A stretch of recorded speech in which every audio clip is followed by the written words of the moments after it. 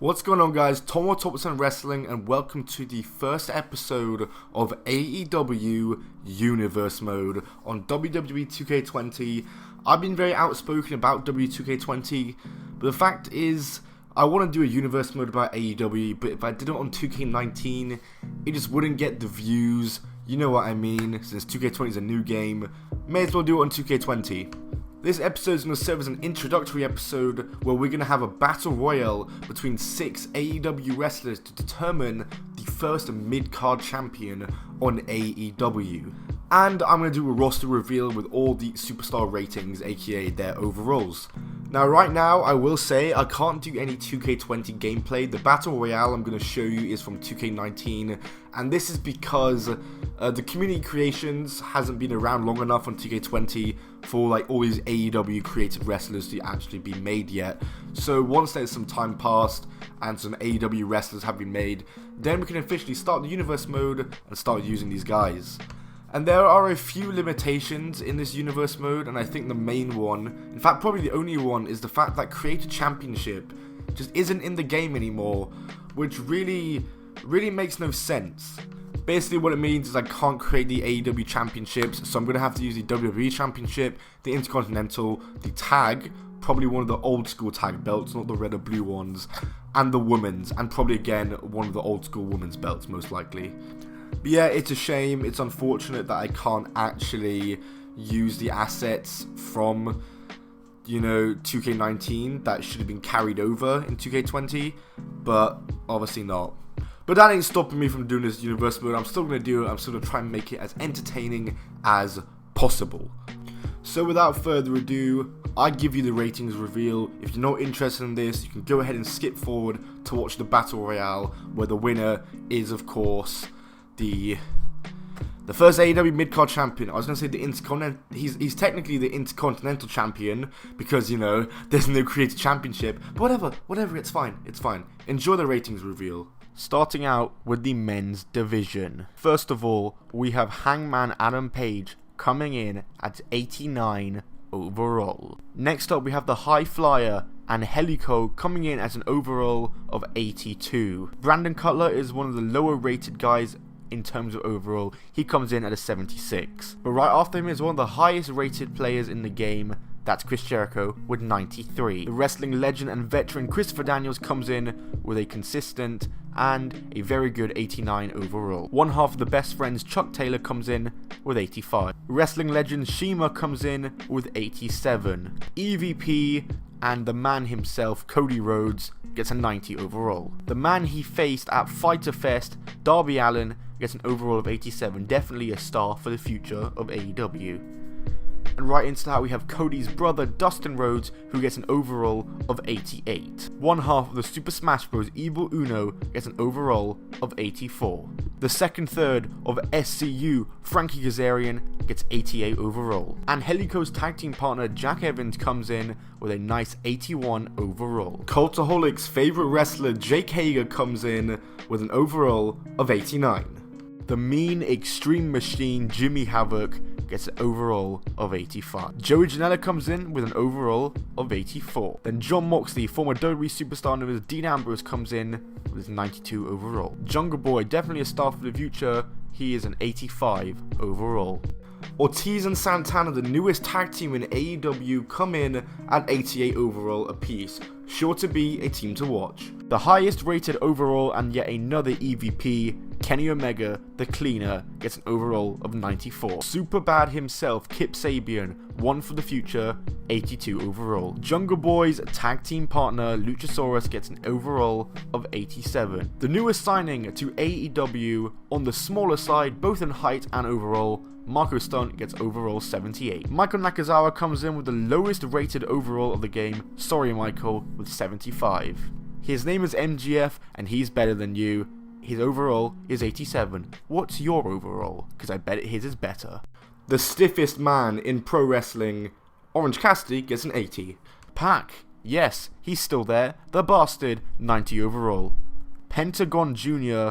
comes in with a nice overall of 90, one half of the Lucha Brothers. Next up, Peter Avalon, the Librarian, disregard the image, 77 overall on the lower side of the scale. The Private Party, Mark Quinn and Isaiah Cassidy, a tag team for the future of AEW, both have overalls of 82. The other half of the Lucha Bros, Rey Fenix, gets an overall of 90.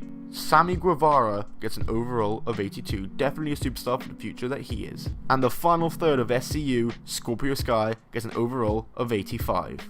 The Perfect 10, Sean Spears, gets a perfect overall of 87. Sonny Kiss comes in with an overall of 79. The second half of the Super Smash Bros, Stu Grayson comes in with 84 overall. The Young Bucks are the highest rated tag team in the company. They get a 91 overall for both Matt and Nick. And finally, the other half of the Best Friends, Trent, gets an overall of 86. Next up, we have the Women's Division. I should first disclose that the Women's Division's overalls are a separate entity to the Men's Division, so just because a female has a better overall than a male wrestler doesn't mean the female is better, and vice versa if a male wrestler has a better overall than a female wrestler. Starting off with Ali, she has an overall of 87. The highest overalls for the females, and one of the biggest female stars in wrestling, Awesome Kong, gets an overall of 90. Bea Priestley gets an overall of 88, as does her opponent at All Out, Britt Baker, who also gets an 88. That's the first match announcement that I am making for this series. Hikaru Shida gets a nice 85 overall. She will be sure be one to watch. The lowest rated overall for the females is Leva Bates, the Librarian, with a 79. The native beast Nyla Rose gets an overall of 88. She is one you better watch out for. Penelope Ford, the other half of Janelope, comes in with an overall of 82. Joshi star Riho has been doing very well for herself in AEW in real life, so she gets an overall of 87. Sadie Gibbs, the female yet to debut for AEW in real life, that will change in my series, has an overall of 84. And finally, Yuka Sakazaki, the woman with the best theme music in wrestling, gets an overall of 85. So that was the ratings reveal, guys. We're now going to go to a 6-man battle royale featuring Shima, Dustin Rhodes, Kip Sabian, MJF, Orange Cassidy, and Dalton Castle making a surprise appearance, where the winner will become the AEW Internet Champion. I decided just now that's the name for the title. So here we go with a 6-person battle royale. Here we have Dalton Castle making his first appearance in AEW, Shima, Dustin Rhodes, Superbad Kip Sabian, MJF, and Orange Cassidy looking to stake their claim and become the first mid-card champion in AEW. Personally, I'm going to predict Shima to win this. I think he's the most experienced. He's currently trying to eliminate Dalton Castle. Dalton Castle, can he hang on? Dalton Castle has managed to hang on there. They continue to go at it. Orange Cassidy nearly eliminates MJF, and Shima is out. Shima's out. What an upset. Dalton Castle pulls down the rope and eliminates Shima seemingly out of nowhere. And now him and MJF look to eliminate Superbad Kip Sabian. Kip Sabian manages to hang on. Lucky for Kip Sabian. I sure thought he was out there. 2 people gang up on him. And oh my god, MJF has just completely betrayed Dustin Rhodes and out of nowhere eliminated him. That has got to be a huge upset. Orange Cassidy now has Kip Sabian as MJF looks to eliminate Dalton, but he doesn't. And Orange Cassidy, what's this? Hurricane Rana?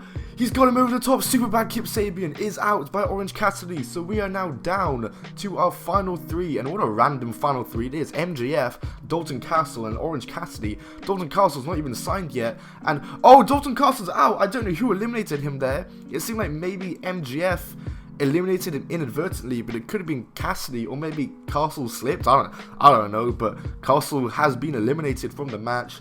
We might see him later in AEW, but for now, that was his one and only appearance in AEW. And an eye rake by MJF, and now a low blow. Orange Cassidy can barely stand. MJF looks to be winning this match as Orange Cassidy struggles to get to his feet. He throws him into the corner. What's this now? MJF. What is MJF going to do? MJF turns him around. Can he be looking to win this match? Orange Cassidy is completely out of it. That low blow killed him. That low blow absolutely killed him. But he deserves it for his stiff work that he does. And Orange Cassidy is eliminated by MJF, making MJF the winner and the first ever, I don't have a name for the title yet, the AEW Global Champion, Internet Champion, AEW Internet Champion is MJF. Thanks for watching, guys. If you did enjoy, smash the like button. Don't know when the next episode is going to be out because I'd like to get it out when, you know, Community Creations is up and running. And, you know, a lot of the AEW roster is there already. That would be very ideal to have that.